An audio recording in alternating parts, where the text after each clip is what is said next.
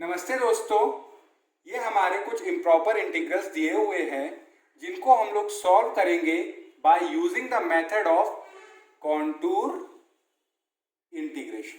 यानी कि contour integration से हम ये जो इम्प्रॉपर इंटीग्रल्स दिए हुए हैं इनको सॉल्व करेंगे। इसके लिए बच्चों हमारे पास एक थ्योरम है जिसका हम लोग यूज करने वाले हैं। तो सबसे पहले हम लोग वो थ्योरम लिखेंगे और उसको समझेंगे, फिर ये आगे सारे इंटीग्रल सॉल्व करेंगे। यानी कि theorem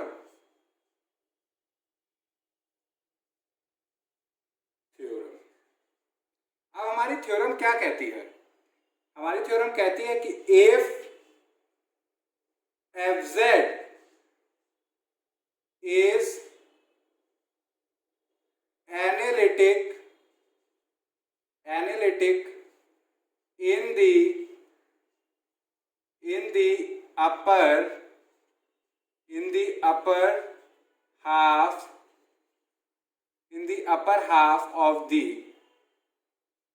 the upper half of the z plane except at a finite number of poles in it, having no poles on the real axis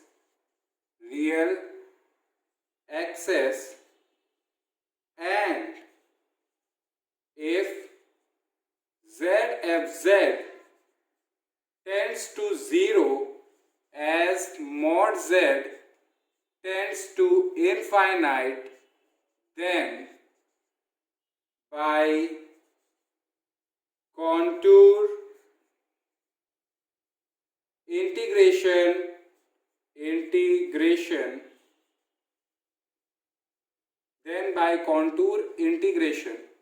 यानी कि हमारी थ्योरम क्या कहती है कि अगर हमारा फंक्शन एनालिटिक है upper half of the Z plane, upper half of the Z plane मतलब कि रियल एक्सिस के ऊपर। तो चलिए जो हमारी थ्योरम कह रही है इसको हम लोग ड्रॉ करेंगे फिगर पे और समझते भी जाएंगे। यानी कि बहुत ध्यान से देखिएगा, ये हमारा हमें किससे मतलब है? Upper half of the Z plane. तो ये रहा हमारा रियल पार्ट ऑफ जेड, ये रहा हमारा इमेजिनरी पार्ट ऑफ जेड। हमें किससे मतलब है? Upper half of the Z plane, यानी कि रियल एक्सिस के ऊपर वाले हिस्से से। नीचे वाले हिस्से से हमें लेना देना नहीं है। कह रहे हैं कि if F Z is analytic in the upper half of the Z plane, यानी कि यहाँ हमारा फंक्शन एनालिटिक है। जितना व्हाइट पोर्शन यहाँ सब जगह हमारा फंक्शन एनालिटिक है। अगर खुदा ना खास्ता अगर कुछ जगहों पे हमारा फंक्शन एनालिटिक नहीं है, यानी कि सिंगुलैरिटी एग्जिस्ट कर रही है, यानी कि मान लीजिए except at finite number of poles, यानी कि जैसे यहाँ पे एक पोल हो गया, यहाँ पे एक पोल हो गया, यहाँ पे एक पोल हो गया, यहाँ पे एक पोल हो गया, यहाँ पे एक पोल हो गया, ये सब क्या है? यानी कि वो पॉइंट्स हैं जहाँ पे हमारा फंक्शन एनालिटिक नहीं है। यहाँ पे ये सब क्या है? हमारे फाइनाइट नंबर ऑफ पोल्स। तो यानी कि फंक्शन एनालिटिक है in the upper half of the Z plane except at a finite number of poles, यानी कि फाइनाइट नंबर ऑफ पोल्स पे फंक्शन हमारा एनालिटिक नहीं है। और क्या कह रहे हैं कि having no poles on the real axis, यानी कि कोई भी पोल हमारा ये जो रेड लाइन है, यानी कि जो रियल एक्सिस लाइन है, इस पे नहीं होना चाहिए। थ्योरम की शर्त क्या है कि कोई भी पोल हमारा रियल एक्सिस लाइन पे नहीं होना चाहिए, यानी कि यहाँ पे नहीं होना चाहिए। इसके ऊपर हो सकता है मगर इस लाइन पे नहीं हो सकता है। तो यानी कि if F Z is analytic in the upper half of the plane except at a finite number of poles having no poles on the real axis. और दूसरी शर्त क्या है हमारी थ्योरम की? दूसरी शर्त ये है कि जब हमारा मॉड जेड इनफाइनाइट को टेंड करे तो जेड एफ जेड हमारा 0 को टेंड करना चाहिए। पहली शर्त यह है कि कोई भी पोल हमारा रियल एक्सिस लाइन पे ना हो। दूसरी शर्त क्या है? यानी कि पहली शर्त हमारी क्या है? Having no poles on on the real axis and दूसरी शर्त कि z f z 0 पे टेंड करे जब हमारा मॉड z इनफाइनाइट को टेंड करे।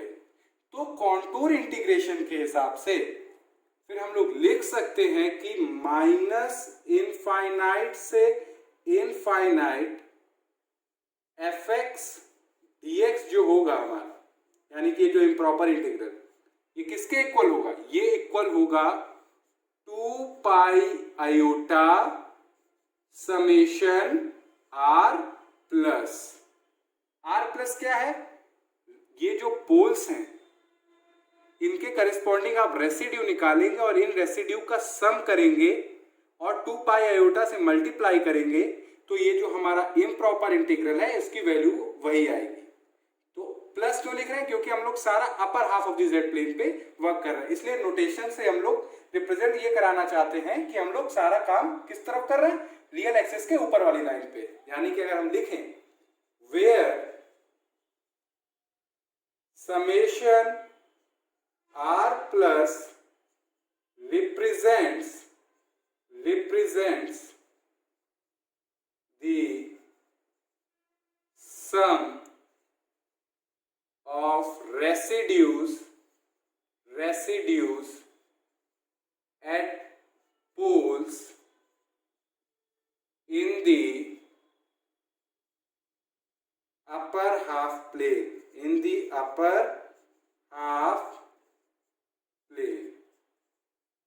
तो ये रही हमारी थ्योरम के हिसाब से फंक्शन को upper half of the Z plane पे एनालिटिक होना चाहिए और कोई भी फंक्शन का पोल रियल एक्सिस लाइन पे ना हो, और मॉड z इनफाइनाइट को जब टेंड करे तो z f z 0 पे टेंड करे। तो कॉन्टूर इंटीग्रेशन से ये हमारा जो इम्प्रॉपर इंटीग्रल होगा तो उसकी वैल्यू क्या आएगी? 2 pi iota summation r plus, और ये हमने इसको दिखाया। मगर ये रिजल्ट पे हम लोग पहुंचे कैसे? यही हमारा जो तरीका होगा, जो मेथड होगा, जैसे हम यहाँ पे पहुंचे वही मेथड हम लोग यूज करेंगे हमारे इन इम्प्रॉपर इंटीग्रल्स को सॉल्व करने पे। तो वो क्या है, अब जरा उसको समझिए। जब भी हम लोगों का फंक्शन दिया जाएगा इम्प्रॉपर इंटीग्रल यानी कि इंटीग्रैंड, आप क्या करेंगे? आप पोल्स निकालेंगे। पोल्स निकालने के बाद आप क्या करेंगे? पोल्स को लोकेट करेंगे। लोकेट करने के बाद आपको एक ऐसा क्लोज्ड कॉन्टूर बनाना है कि ये हमारे सारे पोल्स इसके अंदर आ जाए। यानी कि हमें क्या, मेरा टारगेट क्या है कि हमें एक ऐसा क्लोज्ड कॉन्टूर बनाना है कि सारे पोल्स इसके अंदर आ जाए। तो हम लोग करते क्या है? एक सेमी सर्कल बनाते हैं जिससे सारे पोल्स हमारे इसके अंदर आ जाए। ये हमारा एक सेमी सर्कल रहा। अब ये सेमी सर्कल हमने इस हिसाब से लिया है, यानी कि इसका रेडियस इस प्रकार से हमने डिजाइन किया है कि सारे पोल्स इसके अंदर आ जाए। अब मगर ये क्लोज कॉन्टूर तो है नहीं, क्योंकि हम लोगों ने ऊपर साइड तो कर लिया मगर नीचे साइड तो भी हमने बंद किया नहीं। तो यानी कि एक रियल एक्सेस लाइन हमें खींचनी पड़ेगी जो कि कहां से कहां तक चलेगी। अगर मान लीजिए जो सेमी सर्कल है, इस सेमी सर्कल का नाम दे देते हैं, यानी कि सेमी सर्कल, इसका नाम दे देते हैं हम लोग CR, और इसका रेडियस हम लोग मान लेते हैं, रेडियस है इसका कैपिटल R, यानी कि रेडियस कितना है सेमी सर्कल का? Capital R। तो यानी कि ये हमारा प्लस कैपिटल R, ये माइनस कैपिटल R। तो एक लाइन सेगमेंट खींचेंगे जो कि -R से +R। तो ये बन गया हमारा एक क्लोज्ड कॉन्टूर जिसको हम लोग नाम दे देते हैं C, यानी कि ये क्लोज कॉन्टूर है C। क्लोज कॉन्टूर C जो है यानी कि C, ये दो चीजों से मिलके बना है, एक हमारा सेमी सर्कल और दूसरा हमारा लाइन सेगमेंट। यानी कि ये जो हमारा C है ये कॉम्बिनेशन है -R से R। सेमी सर्कल अगर यहां से स्टार्ट करें तो -R से R लाइन सेगमेंट, और लाइन सेगमेंट खत्म होने के बाद यहां से क्या स्टार्ट हो रहा है? Semi circle. तो सेमी सर्कल, इन दोनों का कॉम्बिनेशन है ये हमारा C। यानी कि ये जो क्लोज कॉन्टूर होगा हम लोग कैसे सॉल्व करेंगे? सबसे पहली बात तो फंक्शन के हम लोग पोल निकालेंगे, उनको लोकेट करेंगे, फिर एक ऐसा क्लोज कॉन्टूर लेंगे कि जो दो चीजों से मिलकर बना हो, एक हमारा लाइन सेगमेंट और दूसरा हमारा सेमी सर्कल, इन दोनों से मिलकर हमारा बनेगा। अब क्या करेंगे? ये जो क्लोज कॉन्टूर है इसमें हम लोग लगाएंगे कॉशीज रेसिड्यू थ्योरम। तो कॉशीस रेसिड्यू अगर थ्योरम आप लगाएंगे तो कॉशीस रेसिड्यू थ्योरम अगर आप लगाएंगे तो आप देखेंगे कि ये इक्वल होगा 2 pi iota summation r plus के। कैसे? क्योंकि कॉशी रेसिड्यू थ्योरम के हिसाब से अगर कोई क्लोज कॉन्टूर है और उसके अंदर फाइनाइट नंबर ऑफ पोल्स हैं तो आप क्या करिए, उन पोल्स के करस्पॉन्डिंग आप रेसिड्यू निकालिए, उन रेसिड्यू का आप सम करिए, 2 पाई आयोटा से मल्टीप्लाई कर दीजिए। अब ये C है क्या? C है हमारा, अगर आप देखें ये पूरा क्लोज कॉन्टूर C। तो मान लीजिए अगर हम लोग पॉजिटिवली ओरिएंटेड वे में चले, यानी कि यहां से ऐसे जाए, यानी कि पहले -r से r, हमें पूरा एक C का चक्कर लगाना है। तो मान लीजिए हम यहां से स्टार्ट हुए, जाते गए, तो यानी कि ये क्या है, हमारी लाइन सेगमेंट। तो यहाँ पे लिखेंगे हम लोग -r से +r। अब आप रियल एक्सिस लाइन पे चल रहे हो तो यहाँ पे इमेजिनरी पार्ट कुछ होगा नहीं, y 0 है, सिर्फ क्या वेरी हो रहा है, x। तो सारा टर्म्स किसमें होगा, fx dx, क्योंकि इमेजिनरी पार्ट कुछ होता ही नहीं है रियल एक्सिस लाइन पे, वो तो 0 होता है। तो ये हुआ हमारा -r से r पे वेरी क्या कर रहा है, x। तो हमने पूरा टर्म हमारा किसमें आ जाएगा, x के टर्म में। अब यहाँ पे तो यहाँ तक तो हमारी लाइन सेगमेंट थी, खत्म हो गया। अब यहां से हमारा स्टार्ट हो रहा है सेमी सर्कल, ये हमारा सेमी सर्कल है ये। तो यानी कि हमारा सेमी सर्कल है, तो integration along CR FZ DZ equal to 2 pi iota summation r plus. ये C को हमने कैसे लिख दिया कि हमारा line segment plus semi circle के कॉम्बिनेशन में। हम लोग जब क्वेश्चन सॉल्व करेंगे तो यही करेंगे सेम, कि एक क्लोज कॉन्टूर लेंगे जो कि सेमी सर्कल और लाइन सेगमेंट से मिलके बना होगा, फिर जो पोल्स होंगे उनके रेसिड्यू निकालेंगे और कॉशी रेसिड्यू थ्योरम यूज करेंगे। कॉशी रेसिड्यू थ्योरम प्रूफ करने लिखने के बाद हम लोग क्या करेंगे, यहाँ इस रिजल्ट पे यहाँ पे आएंगे।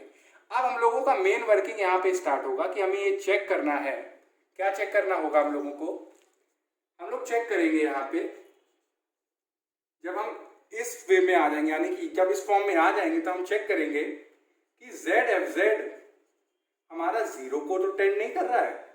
जब हमारा mod Z इनफाइनाइट को जा रहा है, यानी कि अगर हमारा mod Z इनफाइनाइट को जब जा रहा है तो ZFZ अगर 0 को जा रहा है तो हम लोगों ने प्रेपोजिशन पढ़ी है, यानी कि integration along arc FZ DZ ये 0 हो जाता है जब limit r tending to infinite. ये जब लेक्चर 1 इम्प्रॉपर इंटीग्रल का था तो उसमें मैंने आपको ये प्रेपोजिशन पढ़ाई है और उसका प्रूफ भी दिखाया है कि अगर आप किसी आर्क के अलोंग इंटीग्रेट करते हो और जो जिस सर्कल का ये हमारा आर्क है, अगर उसका रेडियस इनफाइनाइट करोगे आप, यानी कि ये जो आर्क है CR, अब इसको हम बढ़ाते जाए, रेडियस बढ़ाते जाए, खींचते जाए तो ये बिल्कुल मिलता चला जाएगा और ये इनफाइनाइट करते जाए, तो उसके अलोंग अगर उस आर्क के अलोंग अगर आप इंटीग्रेट करते हो फंक्शन को तो ये 0 होता है। कब? जब हमारा mod Z इनफाइनाइट को टेंड करेगा तो ZFZ 0 को टेंड करेगा। अगर ये कंडीशन हमारी फुलफिल हो रही है तो यहाँ पे जब क्या करेंगे हम लोग, दोनों तरफ r टेंडिंग टू इनफाइनाइट करेंगे। तो जब r टेंडिंग टू इनफाइनाइट करेंगे, taking r tending to infinite, जब r टेंडिंग टू इनफाइनाइट करेंगे इस पूरे एक्सप्रेशन में तो आप देखेंगे तो ये हो जाएगा माइनस इनफाइनाइट से इनफाइनाइट fx dx, और जब limit r tend to infinity यहाँ पे आएगा तो इस प्रपोजिशन के हिसाब से ये 0 हो जाएगा और इस पे कोई फर्क नहीं पड़ेगा, तो ये 2 pi iota summation r plus. तो देखिए हम लोगों का थ्योरम का रिजल्ट है, हम लोग वहीं पे पहुंच गए। और कैसे पहुंचे ये भी हम लोगों ने देखा। करना कुछ नहीं है, जो हमारा इंटीग्रैंड है इसके पोल्स निकालिए, z प्लेन पे लोकेट करिए, फिर क्या करेंगे, क्लोज कॉन्टूर लेंगे जो कि दो चीजों से मिलके बना होगा, एक हमारी लाइन सेगमेंट, दूसरा हमारा सेमी सर्कल। अब क्या करेंगे, हम लोग कॉशी रेसिड्यू थ्योरम लगाएंगे। कॉशी रेसिड्यू थ्योरम लगाने के बाद हम लोग अपना जो C है इसको हम लाइन सेगमेंट और सेमी सर्कल के अलोंग कैसे इंटीग्रेट करें इस फॉर्म में ले आएंगे। फिर हम लोग क्या चेक करेंगे कि ZFZ हमारा 0 को टेंड नहीं कर रहा है जब mod Z इनफाइनाइट हो रहा है। अगर ये कंडीशन फुलफिल हो रही है तो चेक, तो हमारा सेमी सर्कल के अलॉन्ग जो इंटीग्रेट करेंगे वो क्या होगा, 0, जब limit r tends to infinity. फिर दोनों साइड यहाँ पे और यहाँ पे क्या करेंगे, लिमिट ले लेंगे r टेंडिंग टू इनफाइनाइट। तो आप इसी रिजल्ट पे पहुंच गए जो हमारी थ्योरम कह रही है। अब ये तो मैंने आपको बताया, शायद आपको ये थोड़ा समझने में अभी प्रॉब्लम हुई हो, मगर जब हम लोग ये जो इम्प्रॉपर इंटीग्रल्स है अब इनको मैं सॉल्व करूंगा तो आपको ये चीज बहुत अच्छे से क्लियर हो जाएगी। इसलिए मैं बोर्ड रब करके आपको पहला इंटीग्रल सॉल्व कराता हूँ। तो चलिए अब हम लोग सबसे पहला इम्प्रॉपर इंटीग्रल को सॉल्व करते हैं। ये हमारा दिया हुआ है, तो हम लोग क्या करेंगे कि कंसिडर द इंटीग्रल आप क्या करिए, कंसिडर करिए integration along C F Z D Z. अब आप कहेंगे कि एफ जेड क्या होगा, तो जो हमारा ये दिया हुआ है प्रॉपर इंटीग्रेंड, यानी कि जो इंटीग्रेंड दिया हुआ है ये एक्स के टर्म्स में है, तो आप जहां जहां भी एक्स है वहां आप जेड कर दीजिए। तो ये होगा हमारा एफ जेड जो होगा वो होगा 1/1 plus Z square d z integration along c. ठीक है, हम लोगों का एफ जेड हमें मिल गया। अब सी है क्या, अभी हम लोगों ने डिस्कस किया कि where C is the contour consisting of a large semicircle CR, यानी एक लार्ज सेमी सर्कल है CR जिसका रेडियस कितना है, capital R, of radius capital R together with the part of real axis from minus capital R to plus capital R। यानी कि हमने क्या बताया था कि जो हमारा कॉन्टूर है ये दो चीजों से मिलकर बना है, एक हमारा सेमी सर्कल और एक हमारा लाइन सेगमेंट जो कि माइनस आर से कैपिटल आर के बीच में। अगर इसको हम ड्रॉ करें तो आप देखेंगे ये हमारा दिया हुआ है upper half of the Z plane. तो हमने क्या बनाया, सेमी सर्कल, ये सेमी सर्कल हुआ और ये हमारी लाइन सेगमेंट, ये रही हमारी लाइन सेगमेंट। क्योंकि सेमी सर्कल का रेडियस कैपिटल आर है तो ये माइनस आर, ये कैपिटल आर।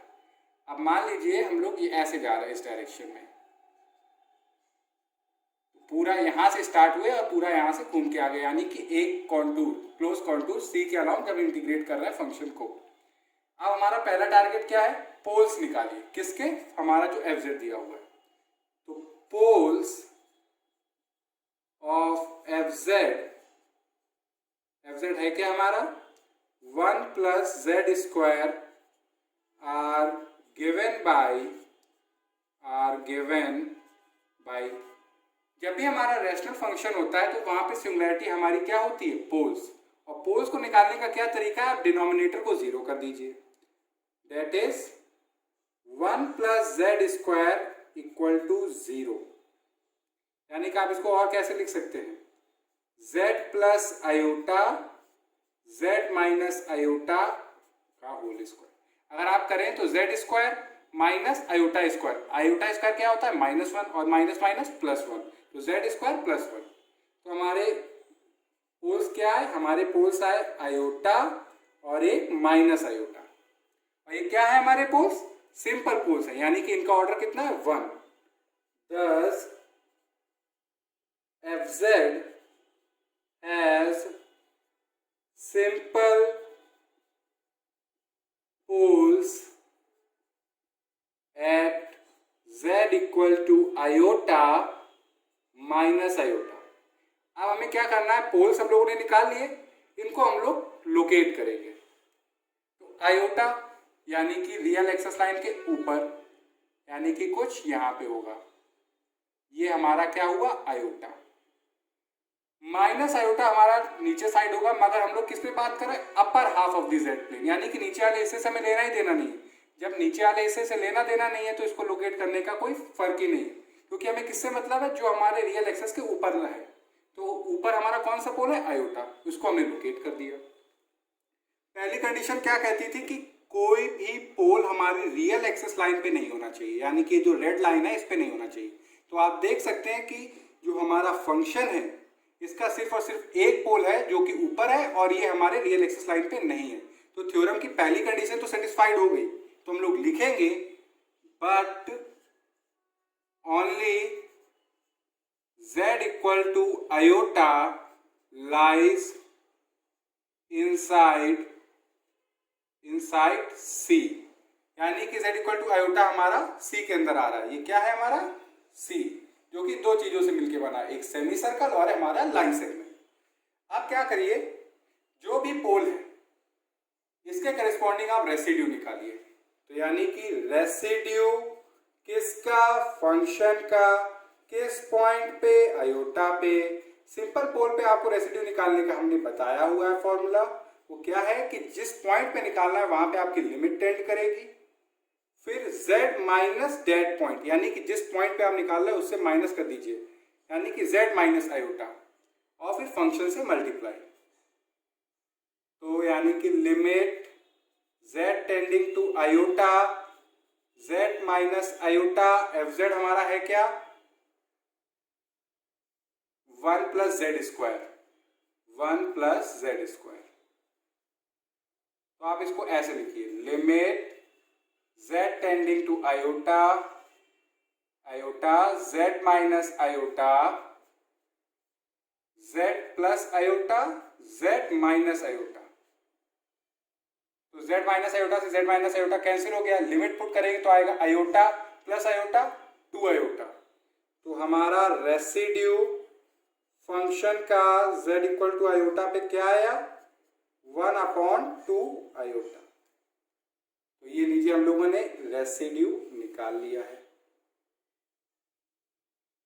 ये हमारा रेसिड्यू आ गया। अब हम लोग काम क्या करेंगे कि अगर हमारा कोई क्लोज कॉन्टूर होता है और उसके अंदर अगर हमारा पोल होता है तो आप क्या निकालिए, उसका रेसिड्यू। फिर कॉशी रेसिड्यू थ्योरम हम लोग यहाँ पे यूज करते थे। तो using Cauchy's residue theorem, we find that integration along C fz dz किसके इक्वल होता था, 2 pi iota summation r plus. Are plus क्यों ले रहे हैं, क्योंकि हम लोग सारा काम किस तरफ कर रहे हैं, रियल एक्सेस के अबव, इसलिए। अब integration along C F Z D Z, अब जरा यहां पे ध्यान से देखिए, इंटीग्रेशन अलोंग सी यानी कि हम लोग पॉजिटिवली ओरिएंटेड होते होते होते एक चक्कर लगा रहे हैं। अब मान लीजिए ये हमारा स्टार्टिंग पॉइंट है, जब यहां से हम यहां गए तो हमारी क्या है, लाइन सेगमेंट है। तो हमारा यहाँ पे इमेजिनरी पार्ट कुछ है नहीं, y 0 है। तो x हमारा जो फंक्शन है वो किस पे डिपेंड कर रहा है, सिर्फ और सिर्फ x पे। तो आप लिखेंगे माइनस कैपिटल R से R, z पे नहीं हम लोग चल रहे हैं क्योंकि रियल एक्सेस लाइन पे हमारा इमेजिनरी पार्ट 0 होता है, तो सारा किस में आ जाएगा, x में। तो जब हमारा सारा टर्म x में आ जाएगा, फंक्शन एफ जेड हमारा क्या है, ये है। तो यहाँ पे z स्क्वायर की जगह हम लोग क्या लेंगे, x स्क्वायर, क्योंकि इमेजिनरी पार्ट 0 है, और dz की जगह क्या आ जाएगा, dx। तो यानी कि ये होगा 1/1 प्लस एक्स स्क्वायर dx। हम लोग c के अलोंग इंटीग्रेट कर रहे हैं, और c हमारा दो चीजों से बना है, एक लाइन सेगमेंट जो कि ये, और दूसरा हमारा सेमी सर्कल CR। और हमारा जब CR यानी कि यहाँ पे जब स्टार्ट हुए चलना, तो हमारा क्या है फंक्शन fz, इसमें x भी है यहाँ पे इस रीजन में और y भी है। तो ये होगा हमारा 1/1 plus Z square dz, 2 pi iota क्योंकि हमारे अपर हाफ में सिर्फ एक ही पोल था तो एक ही रेसिड्यू निकला, तो समेशन करना कुछ है नहीं, यही है। तो यानी कि रेसिड्यू फंक्शन का z इक्वल टू आयोटा। तो ये रही हमारी पहली इक्वेशन। अब हम लोगों ने थ्योरम की पहली शर्त तो पूरी कर दी थी कि कोई भी पोल हमारा रियल एक्सिस लाइन पे आ नहीं रहा है। तो अब हम लोग स्टार्ट करते हैं क्या कि हम लोगों ने सेमी सर्कल है, तो हम लोग चेक करेंगे एक चीज, दूसरी कंडीशन जो थ्योरम में थी कि नाउ जेड एफ जेड हमारा क्या है, 1/1 + z²। ये आप देखेंगे तो ये 0 को टेंड कर रहा है जब मॉड z हमारा इनफाइनाइट को जा रहा है। कैसे, चलिए इसको हम लोग शॉर्ट में यहां पे समझते हैं। अगर आपको पता है कि 1, एक मिनट रुकिए बच्चों, थोड़ा सा मार्कर चलने में स्लो है, इनविजिबल है। तो 1/∞ ये हमारा 0 होता है। अब एक तरफ भूल जाइए मॉड z, आप इसको सिंपली अब z देखिए, तो limit z tending to infinity z/1 + z²। अगर आप देखें न्यूमरेटर में हाईएस्ट पावर कितनी है, z ले लीजिए, डिनोमिनेटर में हाईएस्ट पावर कितनी है, z² ले लीजिए। अब आप क्या करिए, डिवाइड कर दीजिए, तो आएगा limit z tends to infinity 1/z, और जब यहाँ पे इनफाइनाइट आएगा तो ये हमारा 0 को टेंड कर रहा है। तो वहीं पे आप देखिए कि जब मॉड z हमारा इनफाइनाइट जा रहा है तो z/1 + z² 0 को टेंड कर रहा है। तो हम कह सकते हैं कि therefore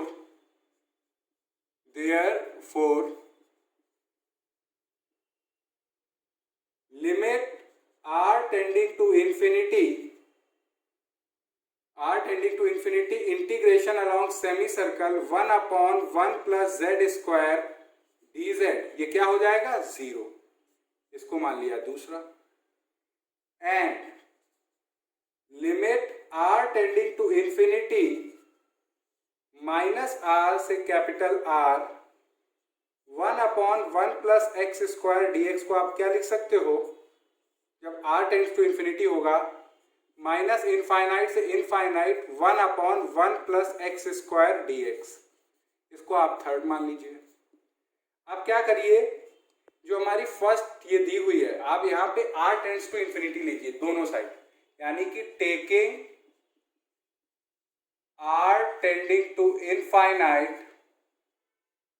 and using second and third in 1, यानी कि r tends to infinity and using second and third in first, यानी कि जो हमारी इक्वेशन 1 है, यहाँ पे दोनों साइड आप r टेंड्स टू इन्फिनिटी लेंगे, तो जब आएगा limit r tends to infinity -r से कैपिटल R 1/1 + x² dx, जो कि ये है, तो वो क्या है हमारा माइनस इनफाइनाइट से infinite 1/1 + x² dx।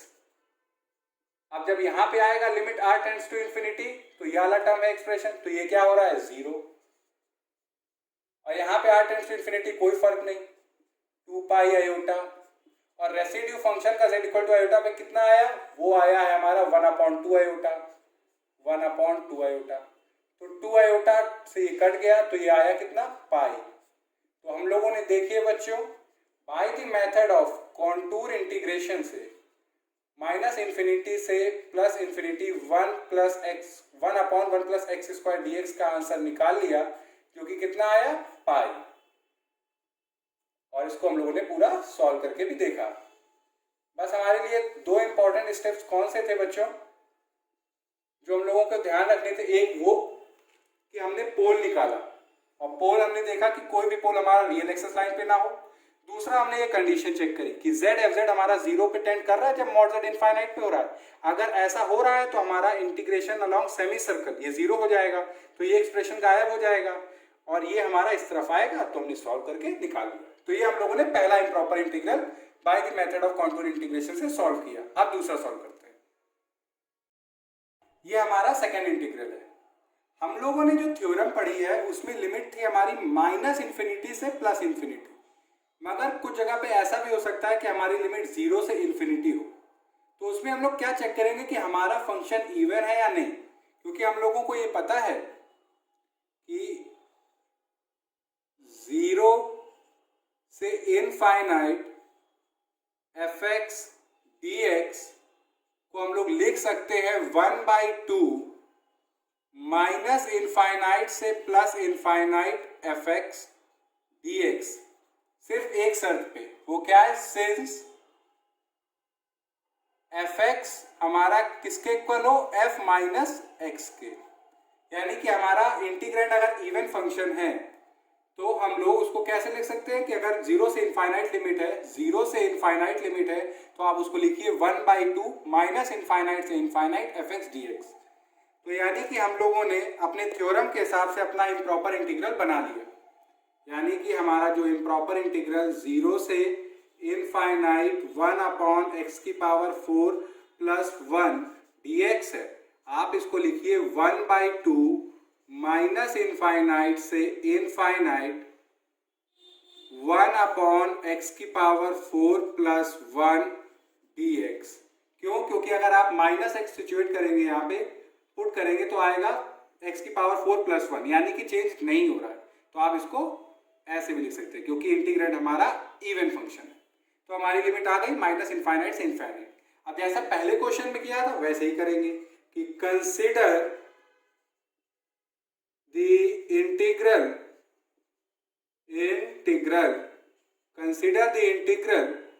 Integration along c fz dz, यानी कि इंटीग्रेशन अलोंग c fz कैसे बनाएंगे? हम लोगों का जो दिया हुआ इंटीग्रेंड उससे, जहां जहां x है वहां z, तो 1/z⁴ प्लस 1 dz।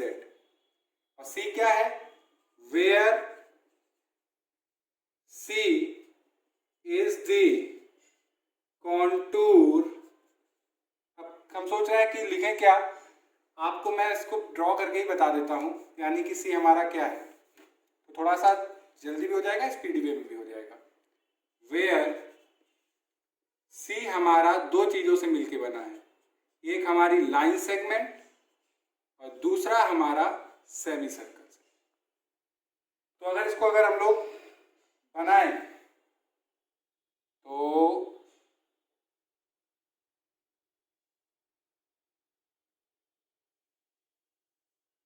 ये रहा हमारा upper half of the Z plane और ये रहा हमारा सेमी सर्कल और ये रही हमारी स्ट्रेट लाइन माइनस आर से, क्योंकि सेमी सर्कल का रेडियस हमने क्या लिया है? Capital R. ये हमारा सी है और हम लोग पॉजिटिवली ओरिएंटेड है। अब काम क्या करेंगे? ये जो फंक्शन है इसके आप पोल्स निकालिए। तो poles of fz are given by fz है क्या? 1/z⁴ plus 1। तो आपका रैशनल फंक्शन है तो आप डिनोमिनेटर को 0 कर दीजिए।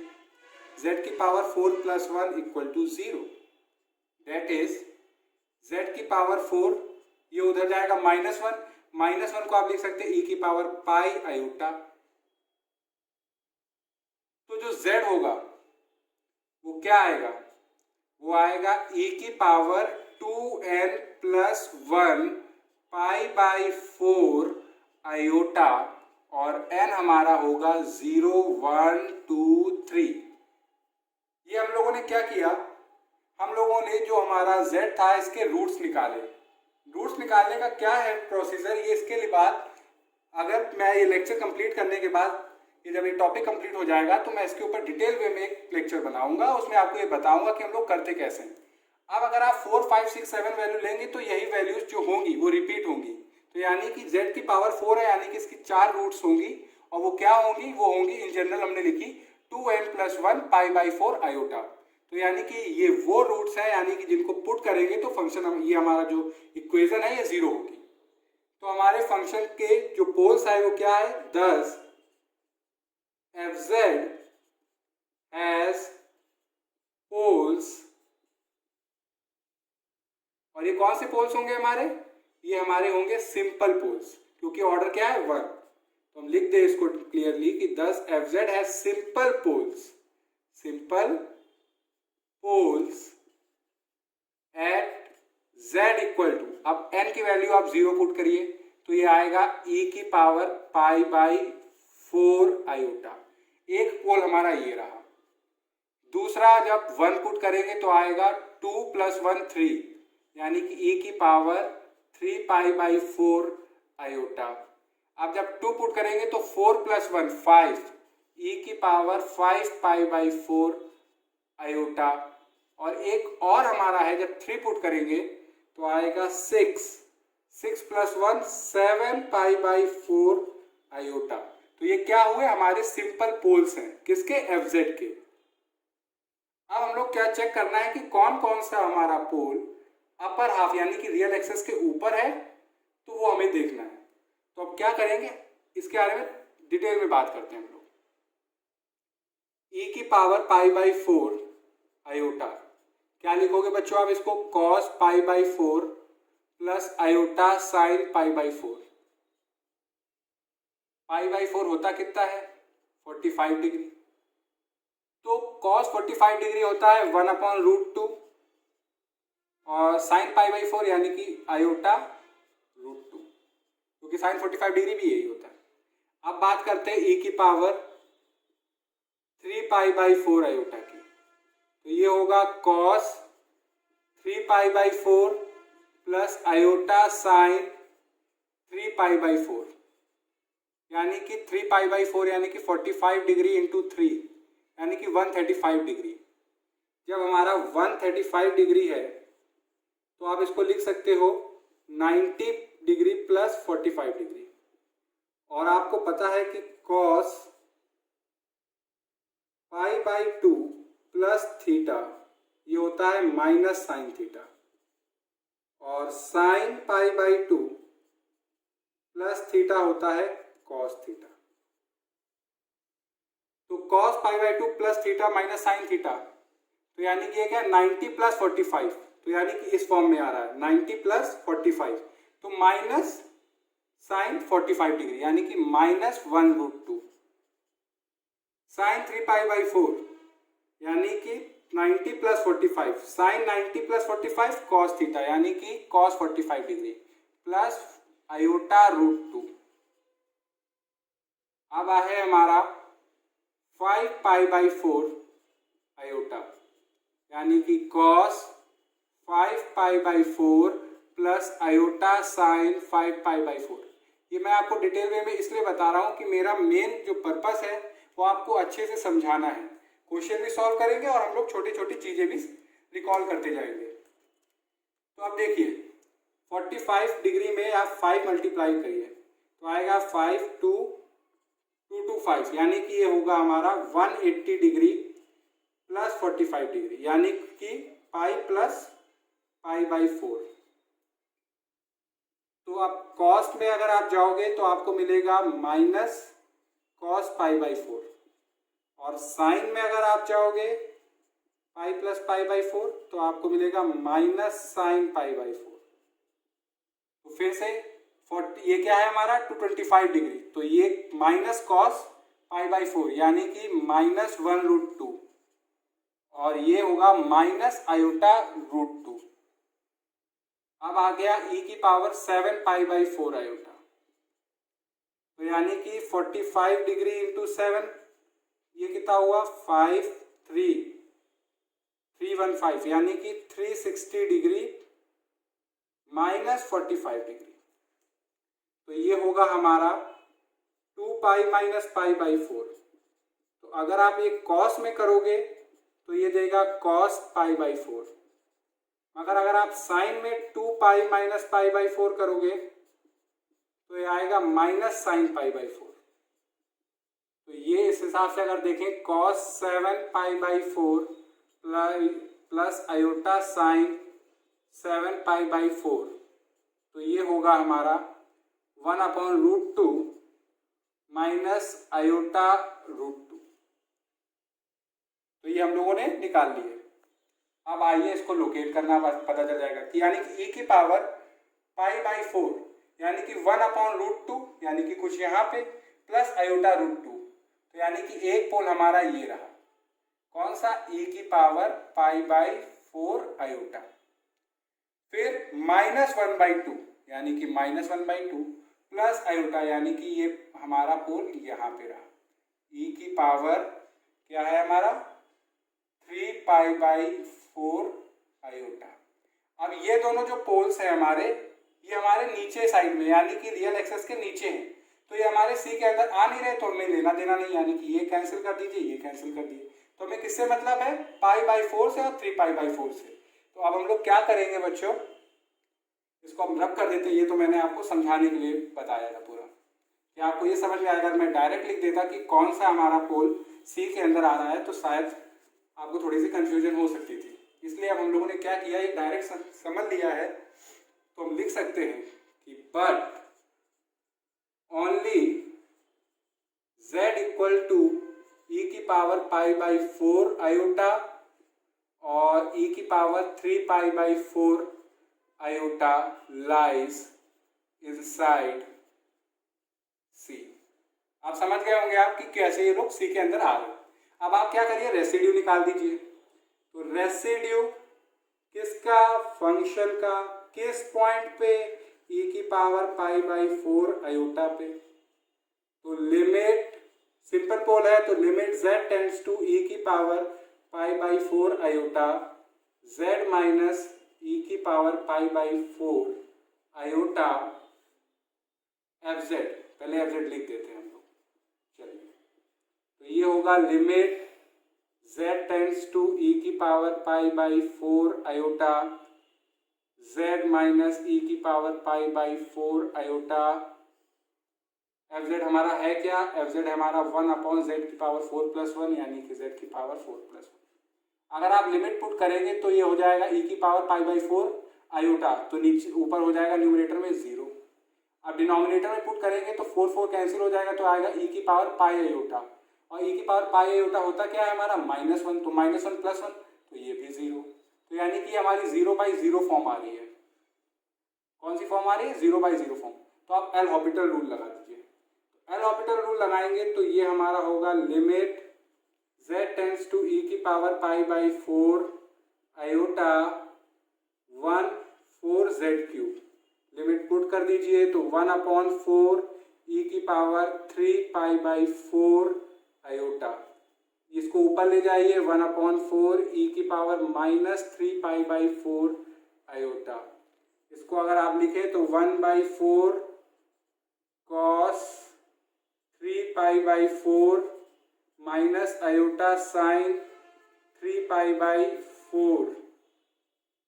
3π/4 यानी कि ये हुआ हमारा 135 डिग्री, यानी कि 90 + 45। तो 90 + 45 तो यानी कि ये हुआ -1/4 माइनस 1/√2 माइनस आयोटा 1/√2।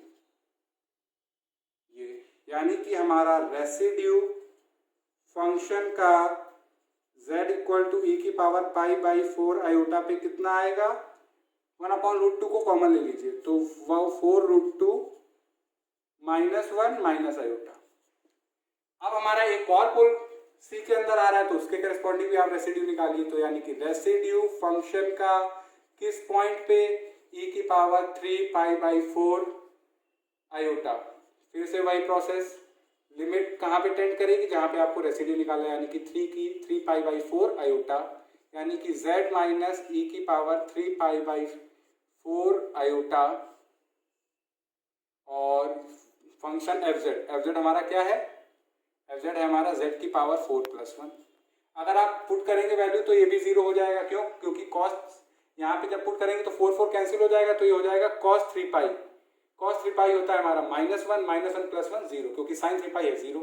और यहाँ पुट करेंगे तो यानी कि 0/0 फॉर्म आ रही है, 0/0 फॉर्म आ रही है, तो हम लोग एल हॉपिटल लगाएंगे। एल हॉपिटल लगाने पे ये हमारा बचेगा कुछ एक्सप्रेशन 3π/4 आयोटा 1/4z³, क्योंकि ऊपर नीचे डिफ्रेंशिएट कर देते हैं। तो ये हो जाएगा 1/4 e की पावर 9π/4 आयोटा, यानी कि 1/4 ऊपर चला जाएगा तो -9π/4 आयोटा। तो यानी कि अगर आप इसको लिखें तो 1/4 cos 9π/4 माइनस आयोटा साइन 9π/4, और 9π/4 मतलब कि आप समझिए 9 × 45, तो करेंगे 405, यानी कि आप इसको लिखिए, कैसे लिख सकते हैं, 360 + 45 यानी कि 2π + π/4। तो इस फॉर्म में आएगा। तो ये हमारी क्या होता है, क्योंकि हमारा साइन और कॉस पीरियोडिक होता है, यानी कि हर 2π के बाद वैल्यू अपनी रिपीट करता है। तो ये हो जाएगा 1/4, यानी कि इसको अगर हम लिखें तो ये होगा 1/4, रुकिए इसको जरा, 1/4 1/√2 माइनस आयोटा 1/√2। तो यानी कि आप एक काम करिए, √2 को बाहर ले लीजिए, तो ये आएगा 1 माइनस आयोटा। तो हम लोगों ने रेसिड्यू फंक्शन का z = e⁴ आयोटा पे भी निकाल लिया, जो कि आया 1/4√2 1 माइनस आयोटा। अब बोर्ड छोटा है तो हम लोग क्या करेंगे कि हम लोगों ने रेसिड्यू निकाल लिए हैं, तो यानी कि जो बचा हुआ अभी क्या काम है कि थ्योरम की जो कंडीशंस है उसको चेक करेंगे और उसके हिसाब से देखेंगे। तो मैं बोर्ड रब करके आपको वो बताता हूँ। तो बच्चों, हम लोगों ने ये पता कर लिया कि कौन सा हमारे क्लोज कॉन्टूर C के अंदर पोल्स आ रहे हैं। तो e⁴ आ रहा है और e⁴ आ रहा है, और इनके करस्पॉन्डिंग हम लोगों ने रेसिड्यू भी निकाल लिए। अब हम लोग यूज करेंगे कॉशीज रेसिड्यू थ्योरम, यानी कि using Cauchy's residue theorem we get Cauchy residue theorem के हिसाब से अगर इंटीग्रेट कर रहे हैं आप C के अलोंग, यानी कि ये पूरा क्या है C fz dz, तो ये किसके इक्वल होगा, 2π आयोटा समेशन r प्लस। अब देखिए हमारा जो क्लोज कॉन्टूर C है ये दो चीजों से मिलकर बना है, एक हमारा लाइन सेगमेंट और एक हमारा सेमी सर्कल। तो जब हम लोग लाइन सेगमेंट से चल रहे हैं, यानी कि जब हम लोग -r से R की तरफ जा रहे हैं, तो हमारा इमेजिनरी पार्ट तो 0 है, तो यानी कि हमारा फंक्शन किस पे डिपेंड कर रहा है, सिर्फ और सिर्फ x पे, तो यानी कि fx dx। और हमारा x के टर्म में हमारा फंक्शन क्या दिया हुआ है, 1x⁴ + 1 dx। फिर जब लाइन सेगमेंट यहाँ पे खत्म हो जाएगी तब हम लोगों का सेमी सर्कल स्टार्ट होगा। तो इंटीग्रेशन अलोंग CR, अब हमारा रियल पार्ट भी होगा, इमेजिनरी पार्ट भी होगा, यानी कि हमारा fz dz होगा। तो fz dz हमारा क्या है कि जहां जहां x है वहां वहां आपका z सब्स्टिट्यूट कर दीजिए, तो आपका ये होगा z⁴ + 1 dz 2π iota summation r plus. इसको नाम दे देते हैं हम लोग इक्वेशन फर्स्ट। अब हम लोगों को क्या है, पहली थ्योरम की कंडीशन थी कि कोई भी हमारा पोल रियल एक्सिस लाइन पे नहीं होना चाहिए, पहली कंडीशन फुलफिल है। अब दूसरी कंडीशन चेक करनी है कि ZFZ, नाउ ZFZ यानी कि ZFZ है क्या हमारा 1/z⁴ + 1, यानी कि z⁴ + 1। तो ये हमारा टेंड कर रहा है 0 पे, जैसे mod z हमारा इनफाइनाइट हो जा रहा है। कैसे, आप देखिए, limit z tending to infinite, z⁴ + 1 है। अब आप देखिए limit z tends to infinite, numerator में हाईएस्ट पावर z, डिनोमिनेटर में हाईएस्ट पावर z⁴ करिए तो ये आएगा 1/z³, और जब limit z tending to infinite 1/z³, यानी कि 1/∞ तो ये हो गया 0। तो यानी कि z/z⁴ + 1 0 पे टेंड कर रहा है जब mod z हमारा इनफाइनाइट पे टेंड कर रहा है।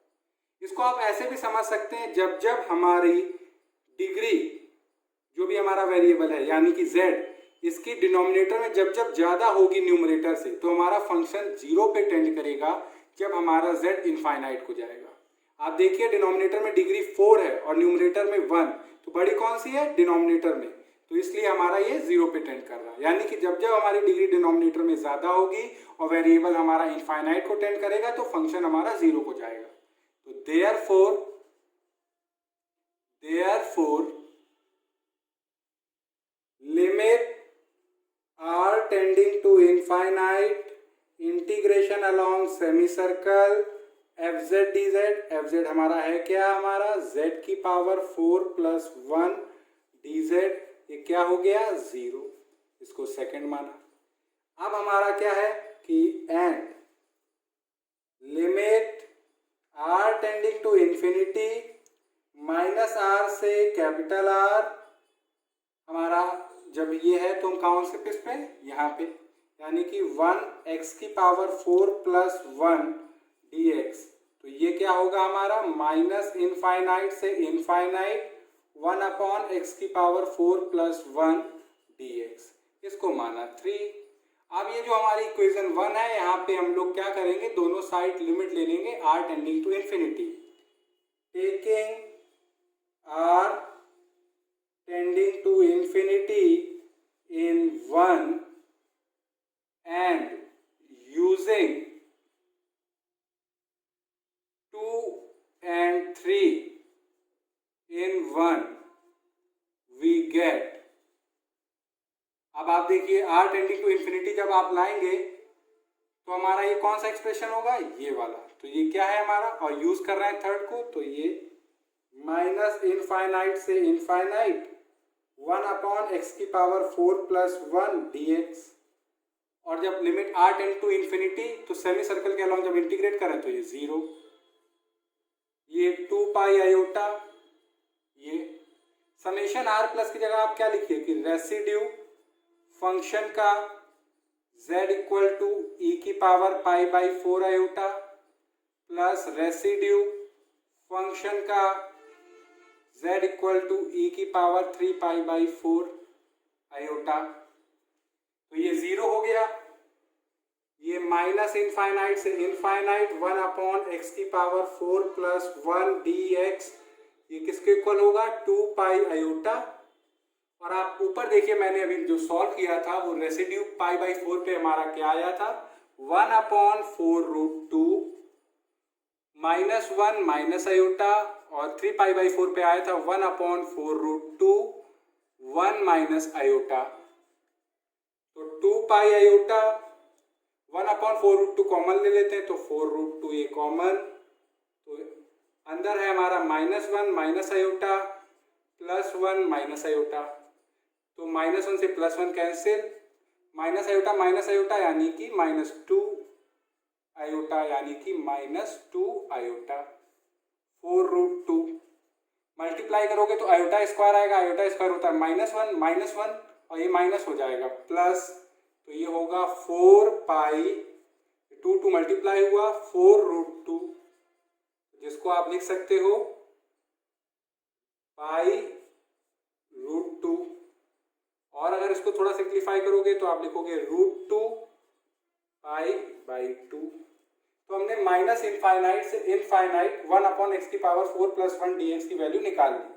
तो हमारे 0 से इनफाइनाइट 1/x की पावर 4 + 1 dx, जो कि टॉप पे लिखा हुआ था, ये वैल्यू हम लोगों ने निकाल ली। तो इसमें 1/2 डिवाइड कर देंगे तो हमारी 0 से इनफाइनाइट x की पावर 4 + 1 dx की वैल्यू आ जाएगी, यानी कि 1/2 × √2 π/2, यानी कि ये वैल्यू सब्स्टिट्यूट की, तो ये हो गया √2 π/4। और ये लीजिए हम लोगों ने ये वाला भी सॉल्व कर लिया। तो आज हम लोग, क्योंकि लेक्चर बहुत लंबा हो रहा है, तो बच्चों आज हम लोग 2 ही प्रॉब्लम तक रखते हैं। जो थर्ड प्रॉब्लम है वो हम लोग नेक्स्ट वीडियो में करेंगे। अगर आपको इन दोनों में कहीं किसी में डाउट हो तो आप कमेंट सेक्शन में लिख के बताइएगा। Thank you.